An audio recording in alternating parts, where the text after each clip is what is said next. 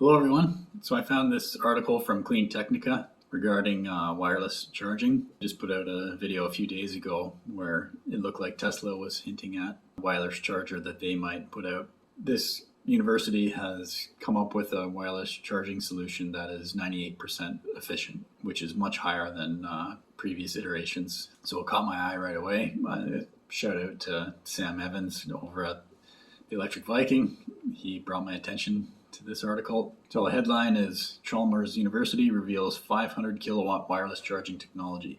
They say the new charging equipment is complete and ready to start commercial scale production. The technology is not necessarily intended for charging personal passenger cars, but it could be used by electric ferries, buses, or autonomous vehicles used in mining or agriculture to charge without using a robotic arm or plugging in. Automatic and completely independent of weather and wind, charging can take place 30 to 40 times per day. Electric trucks will need to be charged with such high power that the charging cables will become very thick and heavy, making them difficult to handle. Well, I'm not so sure about that. We've seen with Tesla, their supercharger cables have gotten very thin to use liquid cooling. Initially, their cords were super thick, but made some innovations and the cord's now cooler. And as we see here, wireless charging keeps advancing and getting better. In my previous video where I was talking about wireless charging, somebody made a comment that it was so silly because it's so inefficient and it's never going to be at a point where it makes any sense. Well, this is what happens. Initially it might not be the most efficient, but that's not the end of it. You know, as humans, we keep learning, we keep getting better, and we find new ways. Same as those, like solar panels, there's a lot of room for improvement there, and they just keep getting better and better. I think we're still only at about 40% efficiency for solar panels, so they'll continue to improve. They say a key factor is that we now have access to high power semiconductors based on silicon carbide, so-called SiC components, as power electronic products. They have only been on the market for a few years. They allow us to use higher voltage, higher temperature, and much higher switching frequency compared to classic silicon-based components. This is important because it is the frequency of the magnetic field that sets the limit to how much power can be transferred between two coils of a given size. So this is what the breakthrough was. These new materials allowed them to increase the frequency. Quote here, previous systems for vehicle wireless charging have used frequencies of around 20 kilohertz, much like a normal stovetop. They became bulky and the energy transfer was not very efficient. Now we work with frequencies that are 4 times higher, so 80 kilowatts, or 8 kilohertz. Then induction suddenly becomes attractive. Another technological leap concerns the copper wires in the coils that send out and receive, respectively, the oscillating magnetic field that forms the actual bridge for the energy flow across the air gap. Here the goal is to use as high a frequency as possible, and it does not work with coils looped with ordinary copper wire. It would lead to very large losses at high frequency. So they have these very thin copper strands that they use, and then it's braided.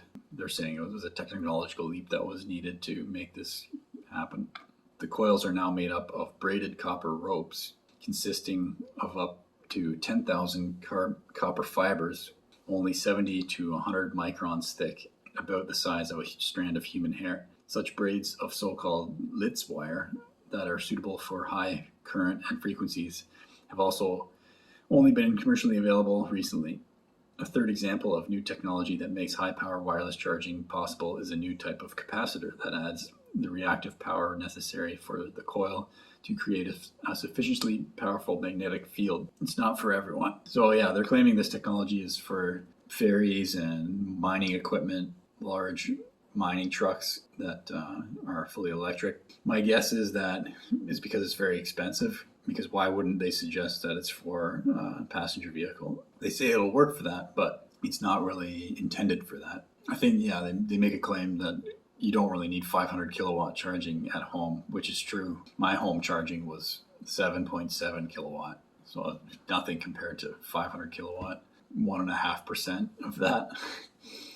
And that was more than enough for me. Yeah, it was more than enough, I guess, because I could have charged a lot longer overnight if I wanted to, but I didn't need to. They're saying this technology uses a 15 centimeter air gap between the ground pad and the onboard pad. This corresponds to a loss of a mere 10 kilowatt or 2% of the theoretical maximum charging power. So that's pretty interesting that you can have a 15 centimeter gap and still achieve this efficiency. So there's a receiving pad and a ground pad, and the receiving pad would have to be part of the car.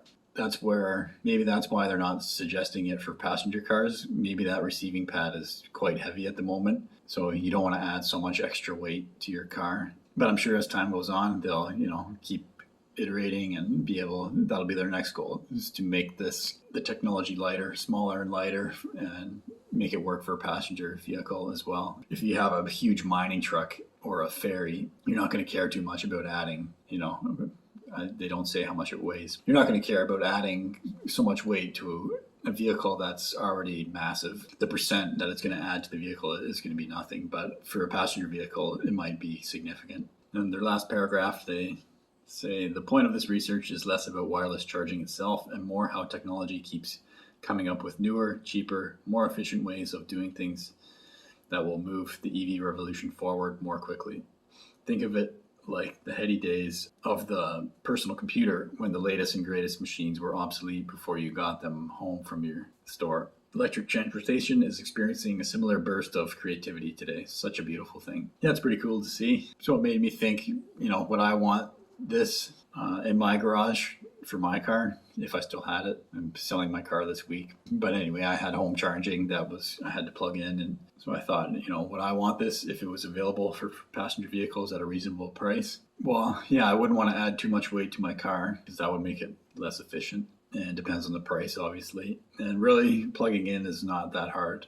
However, there was, I had my car for 6.5 years roughly, and I can remember at least a couple times I forgot to plug it in. They could, like Tesla's app could give you a reminder somehow, like, oh, you're at home, but you're not plugged in. They could give you a reminder like that. That's a good suggestion for them. Maybe I should tell them that. Because if you're parked at home for a long time, why would your car not be plugged in? And then the app could just send you a message like, hey, your car's not plugged in. Just give you a reminder. Because same as the wireless charging, like depending on how it's set up, you could set it up obviously, to just anytime you park on top of it, it just automatically starts charging.